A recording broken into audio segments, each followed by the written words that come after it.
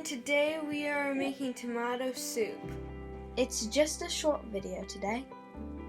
It's quite simple and quite good.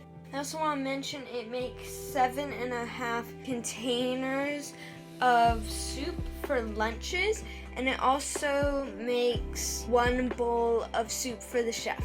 So I hope you enjoy the video, and let's get on.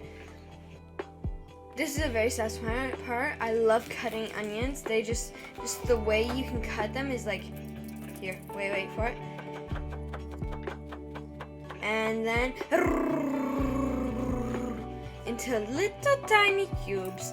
On the other side, I just find it personally so satisfying and very, satisfying, I guess. That's the only word I really have for it.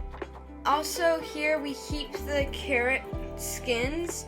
We keep the peels in a container in the freezer until we have enough scraps to make a stock. And I don't know why we do it. My parents do it and they love it. This looks weird because it's already pre-chopped because we keep chopped up celery in our freezer to add to sauces and soup bases. We just have it all the time. Now, butter, yum, and then we add other stuff.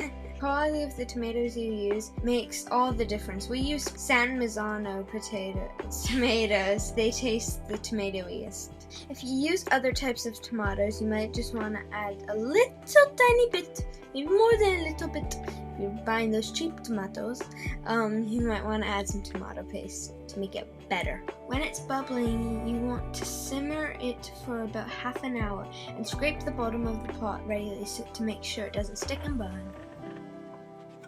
And here's the immersion, fancy words. I just call it the soup blender, the blendy blender or something, the mini blender. 1 bowl of soup for the chef. Yeah, bon appetit. Please like and subscribe. Thank you!